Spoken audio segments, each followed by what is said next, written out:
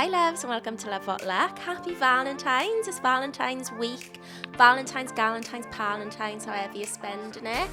Happy Valentine's. I also think it's the perfect excuse for a solo date. You know, I've been doing these solo dates now every week. Valentine's week, if you haven't given yourself a solo date yet, Valentine's week is the perfect time to do it. Spend some time with yourself, treat yourself if you're going to have a little night in with a bath, your favourite show. What I've realised, right, and I don't know if I've said this before, but Caleb Heron, he's like a comedian. I don't know if you've listened to him. He's got a podcast. He said that he's asked loads of people what their favourite day was. And he said every person has the same thing in common with their answer. And it's basically like some sort of freedom where you haven't got to answer to anybody and you basically haven't got anything to do and you can just wake up when you want. You basically just have got no pressures from anything. And like some people's perfect days will still involve work or, you know, going to do something, but it's just like that you can do it in your own time. So basically freedom. And I feel like a Valentine's solo date should just embody that. Whatever that means to you, it just needs to be some time where you've literally not got anything else to do and you're not thinking about anything else than just enjoying yourself. So yeah, come and let me know what you're up to for Valentine's. And obviously we're always up for more solo date ideas, guys. I actually asked on socials this week for some Valentine's stories and I've received one that I want to play live on the episode. So Ryan, do you know Ryan, who was on an episode actually months ago now? He was my first male in the studio. He's left us a voice note, so I thought that we could play it. Together. Here we go. So I got a funny Valentine's Day story. I was about 17 and I was going out with this girl and it was pretty fresh. I'd only been going out for a couple of weeks and the plan was that we were going to go out that night. It was the night before Valentine's Day. So I'd spent the whole Saturday trying to find her like some gifts and presents. So, you know, I got her a Me To You teddy bear, some Dolce & Gabbana light blue perfume because that was all the rage back then. But I thought it would be cool if I got her like an oversized Valentine's Day card. So Clinton Cards at the time did this 6-foot Valentine's Day card. And it was like £25 and I just thought it was like, I just thought it would be like hilarious, like turning up to her door with this thing like a surfboard under my arm. So I was kind of rushed getting her presents and by the time I got home, got changed and got up to where she lived, I actually didn't have time to fill out the Valentine's Day card, so I just brought up the teddy and the perfume and obviously when I arrived I told her that I had a card for her. But we went out that night and met all her friends, came back to her house later that night and then split up, right? Oh my God. So I had this massive 6-foot Valentine's Day card under my bed. It's like, I don't know what to do with this. And I'd kind of been like, just like storing it there for a while. And then the following year, I went on this like date with a girl and I just like filled in this massive card with huge, thick marker pen. And it was like, I think I'd only been on one date and I gave her this card because I was like, I don't know what to do with this card anyway. So I kind of gave her like a recycled card that wasn't for her, but kind of funny. I'm not sure what part's worse there. The fact that you broke up with a girl on Valentine's Day or being the new girl getting a recycled card. It depends. For me, it's very key, the timing of getting that recycled card. If it's really early, you can maybe laugh about it. If you've got any feels for a guy and they bring a recycled card, I'm not sure how that would land, especially not with me. You know, it does get to that thing. That's how you really know, I think, that you like somebody, is when you're chatting and they mention, like, a girl from their past and you start, like, tweaking. You're like, oh, I don't like that. I feel like that's a key sign that you've got the feels. You're falling from, because at that moment you don't want to picture them with anybody else. That's the first sign. That's the little red flag to yourself. But oh my God, how funny. Also, shout out to Me To You teddy bears, the absolute iconic gift of the 90s, noughties. Yeah, noughties as well, I'd say. I think we've all had a Me To You bear for Valentine's. I remember actually the same type of thing when I was younger. I had a boyfriend and he came up to my parents' house and like met me in the driveway and I had a little Me To You teddy bear. Just the best gifts. You couldn't go wrong with a Me To You teddy bear and a card from Clinton's. Like our Clinton card's still going. I haven't seen one for a while. To me, cards are still one of the most important parts of presents though. I've kind of grown out to them now from like friends. Like I don't care if my friends don't get me a card, But if you're my boyfriend, best believe I need a card with a written note. Like, my love language is words. What do they call it? It's not words of recognition. What's the love language with words? How don't I know this? Words of affirmation. That's it. Oh my God, mind blank. My love language is words of affirmation. So if I'm in a relationship with you, I need a card and I need stuff. I need some sort of love letter on there. So is that why she broke up with you? I would love to know why they broke up on Valentine's Day after getting the gifts, no less, and going out for the night. Like, could she not have done that before? Or did something go wrong on that Valentine's Day? Dolce & Gabbana light blue as well, shout out. I actually bought that perfume for my sister's wedding because you know how a smell can always take you back to a certain time? I feel like smell and music really does that. So I wanted to buy a new perfume and only use it for my sister's wedding so that whenever I smell it, it just reminds me of that. And Dolce & Gabbana light blue was the one I chose in the airport. So that's got like special mems for me. If you'd got me a 6-foot card, I mean, you'd have to have actually given it to me and written in it, not just told me you got it. She probably didn't believe you with that. Like, you know, when a guy's like, oh, and I was gonna do this and I was gonna do that. No, not worth it. But if I was dating somebody and they got me a 6-foot card with notes in and Dolce & Gabbana light blue, I'm not breaking up with you that night. That's all I'm saying. And then I also had a couple of others. One Valentine's Day, I ended up in a flat I'd definitely been in before, just with a different roommate. I'm sorry. Iconic. Absolutely iconic scenes, but also mortifying. Like, from a personal point of view, I don't think I could handle that. Especially if you're like creeping out in the morning, you bump into the other person. However, definitely worse for the friends. Definitely worse if, like, imagine you were the flatmate, yeah? It's like you and the girls are living together and you bring a guy home and then the next morning you like say goodbye or hello or whatever to your friends and your friend is set with him. That's so much worse. Like, at least you were kind of like the victim in that case and you can just sneak out and leave the destruction of the friendship behind. Okay, then we've got another one. A guy once told me on a first date that he had promised his therapist he would tell me something. He then tells me that he's recovering from a debilitating porn addiction. Sorry. He was getting a PhD in computer science. That was our first and last date. How does one acquire a debilitating porn addiction, can I just ask? The key word there being debilitating. It can't be that debilitating, mate, because you're on a date with me. If it was that bad, you wouldn't be able to step outside the door. What do you mean debilitating porn addiction? I'm sure that's only coming out when you're getting ready to sleep with me and then he's like, I'm sorry, I've got to put porn on. I've got to see like these massive tits in the background whilst I'm with you. Come on, pull the other one. I am a supporter of addictions and I try to be an empathetic person, but I do struggle specifically with porn addiction. I'm sure it is a real thing, but if a guy is telling me that on a first date, I'm doing the same. I'm never seeing you again. A debilitating porn addiction. So basically what you're telling me is like every time we sleep together, porn has to be on, and I'm going to ask you one time. You just know it's going to come into play when you ask him to do something they don't want to do. The boys ask him to go to golf or to football. He's right out the door. You ask him to come and have dinner with your mother or your parents one night or your friends. He's got a debilitating porn addiction. He can't possibly leave the computer or stop wanking. Sorry to be crude.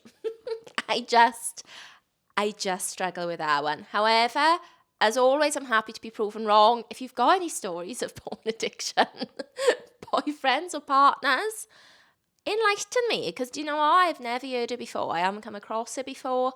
And none of my friends have dated anybody with that problem. So, as always, we try to implement a judge-free zone here on Love What Luck. Okay, you can send your stories to Sadie at lovewhatluck.com or send me a DM at Sadie Maltby or at lovewhatluck. Actually, I was just thinking, for Valentine's Day, what something special to do for somebody is like something you don't usually do?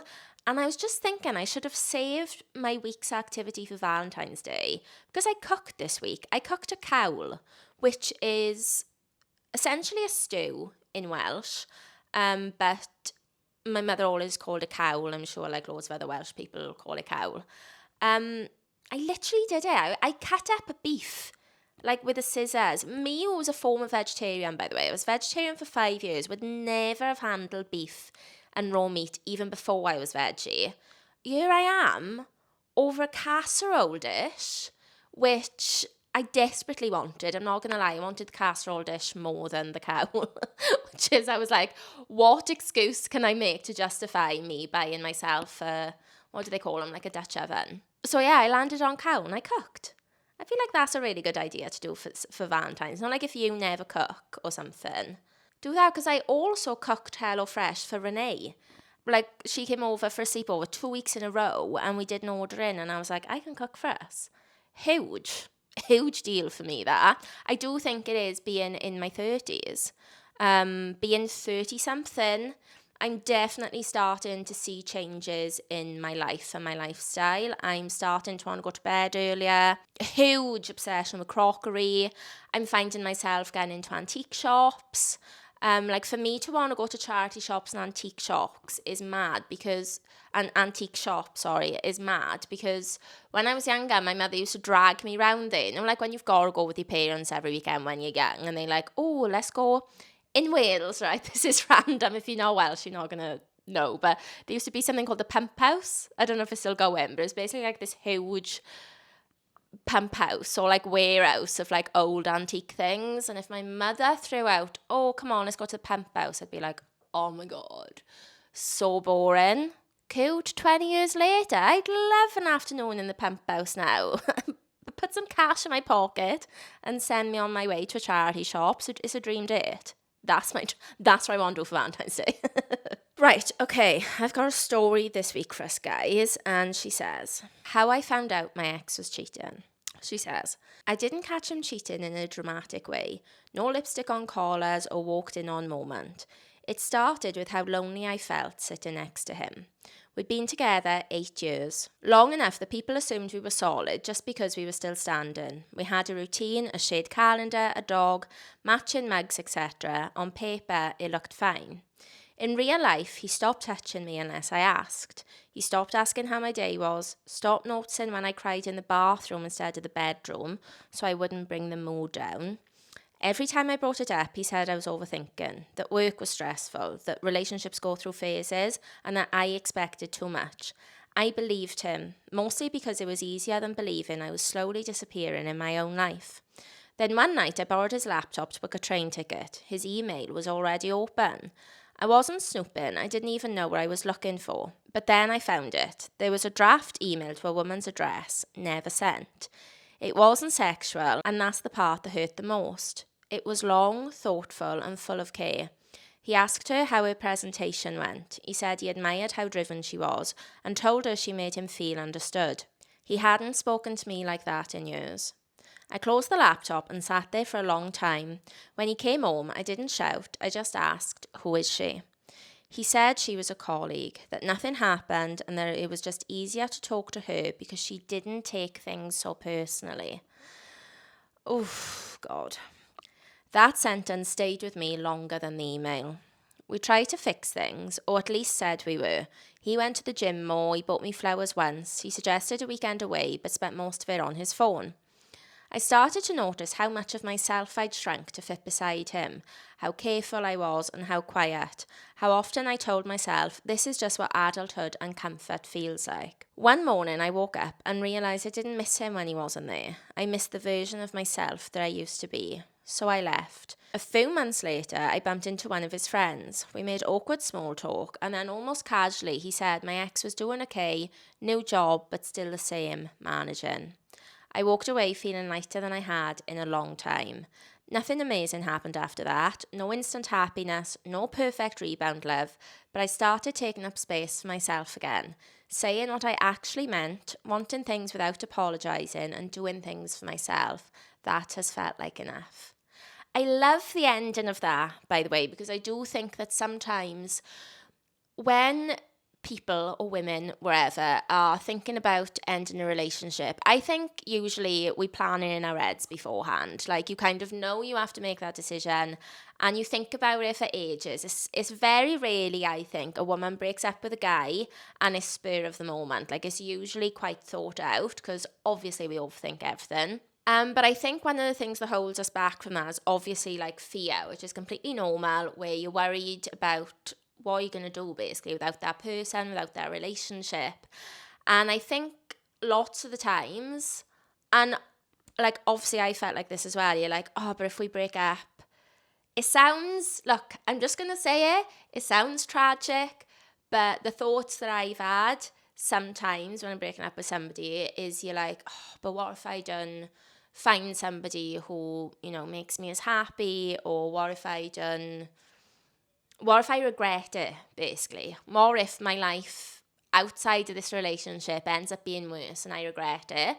Which I think is just like quite a normal thought, obviously it's scary. But I think hearing stories like that just shows that actually you don't need a big moment, you don't need like a rebound love, and you don't need to finish with somebody and go off and get, you know, a new job and, you know, have this like huge glow up and stuff. Sometimes literally just not being in that relationship, I say sometimes, I think probably all the time, not being in that relationship day in,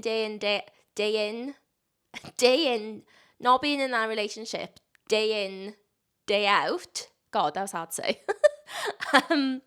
Not being in that and something that's like sucking your soul from inside you, of course that's enough. You're just going to feel so much better. And I think those stories show that just leaving that bad situation is going to make you feel a million times better.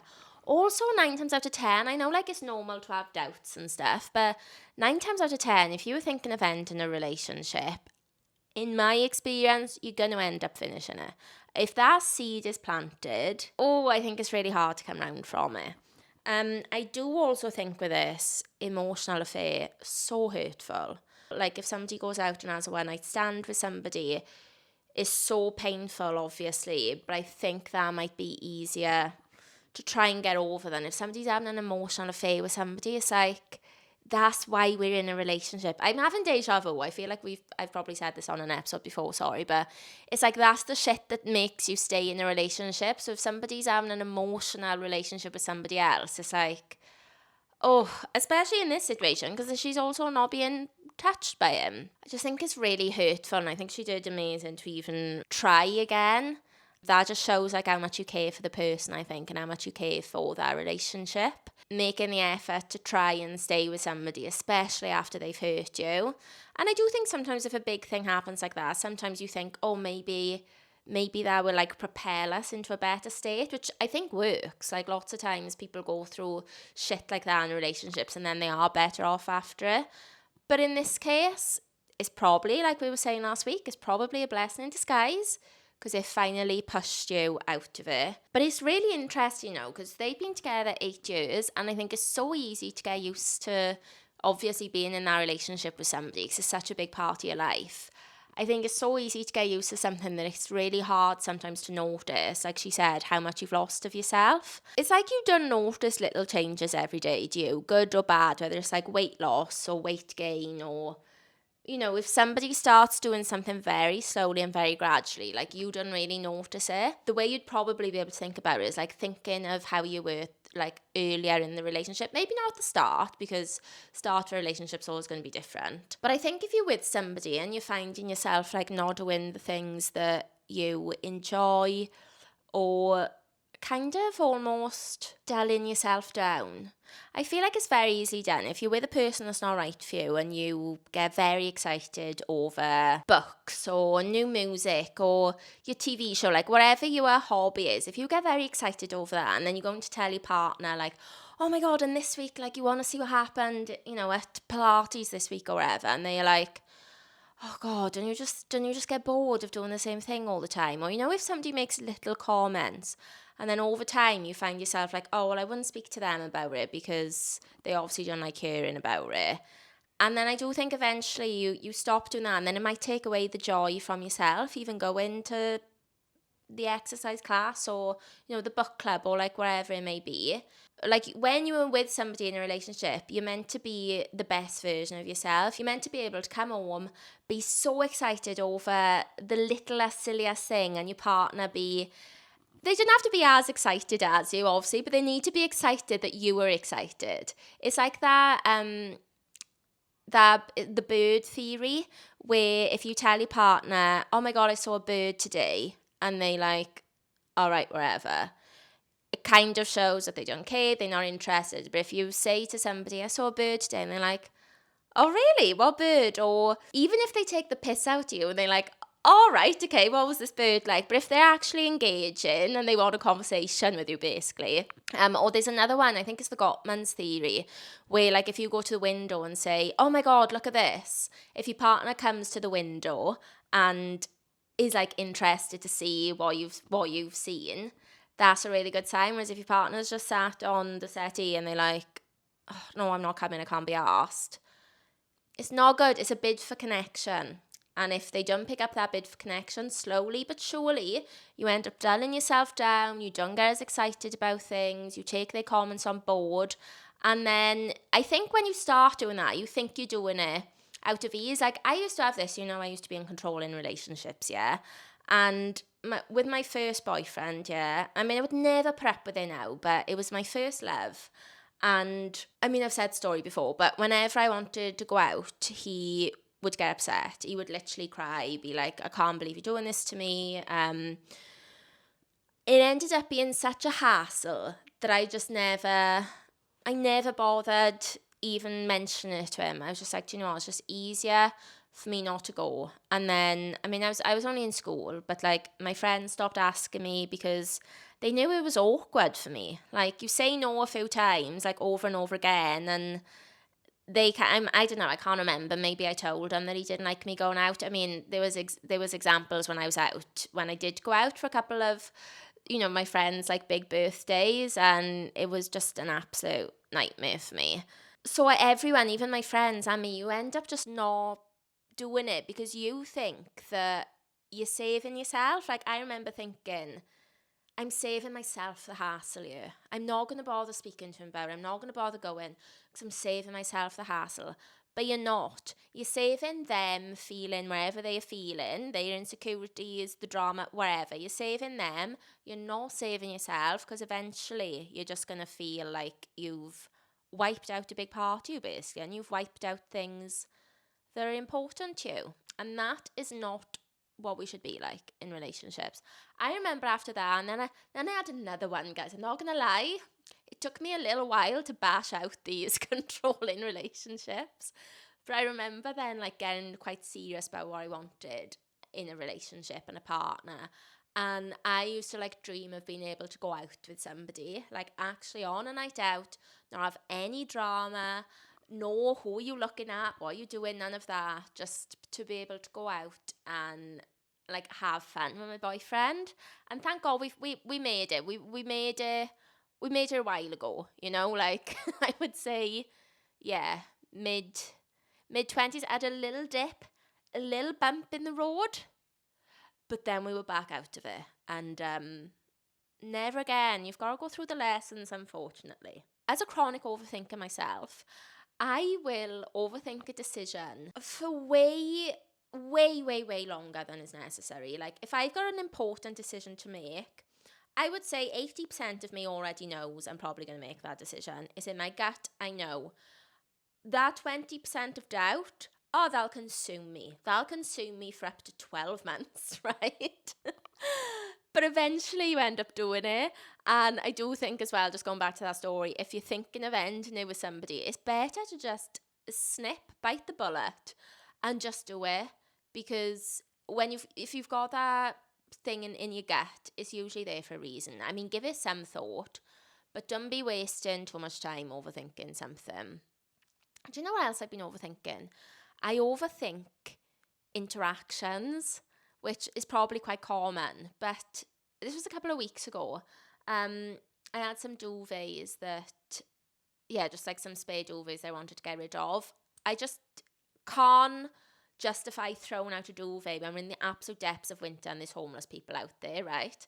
So I got my boyfriend to drive me past this area where, like, I know they all hang out. And you would have sworn that I was giving these people leprosy. Like, not a warm quilt. I was so, like, what if they don't want them? What if they take offence? What am I going to say to them?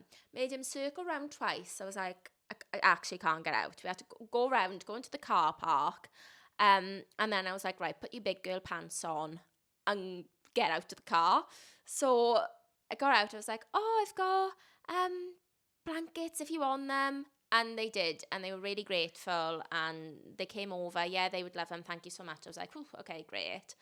And then two of them got into an argument. Like, one of them came over, then another one rushed over, and then they got into a bit of an argument. And then I had a couple of coats that were women's, and I said, I've got some coats, and I didn't say that they were women's because they were women there. See, I'm overthinking it now. There were also women there, but only the men came forward, yeah? And I gave them coats. I didn't say that they were women's coats. And then there was like an argument interaction, and one of them like slammed one guy slammed the quilts down and the other one took it. Guys, I overthought that interaction. I clearly am still not over it. I was just going over and over in my head. And my boyfriend was like, it's so fine. They were grateful. They'll figure it out between them. I was like, it's my fault that I've started a fight. I overthink every interaction. Work? Me and work? Still thinking about stuff I said to my boss 3 weeks ago. Will still come into my head occasionally. Sometimes my worst one is when I'm showering. Shower thoughts? Not kind. I'll be in the shower and I'll be like, you know, like That's So Raven when she goes to go, and she like jolts to a moment. Or like Elphaba Wicked. That's me for past things that have happened. Like, the overthinking is not good, but I'm really trying to get out of it. I'm trying to move past it and just learn from the past that, like, it doesn't matter and life goes on and nobody is thinking about things as much as you. And to be honest, even breakups, like, if you've got to break up with somebody, obviously it's upsetting for them, but 9 times out of 10, they're always going to go on and do better things. Do you know, actually, I was looking for a number on my phone the other day. I say the other day, so it was months ago, and obviously I typed the name in, like, I actually can't remember who's, oh yeah, I don't want to say their names because then it's obvious, like, who I saw. But I was looking for a colleague's name in my phone who's got the same name as my ex. And as I was looking for it, I noticed that my ex had an updated WhatsApp profile picture of him and his new partner, and they looked so happy together and so well suited. And when I broke up with him, there was like nothing wrong. He was like such a nice guy and there was nothing wrong. I was just like, you're just not the one. Like, I am the Carrie Bradshaw quote, which I remember reading out like when I first started the podcast, of like, I am looking for love, all consuming, can't live without each other love. Like, I am that girl, and I didn't want to settle for anything less than that. So I ended it with him, and he was really upset.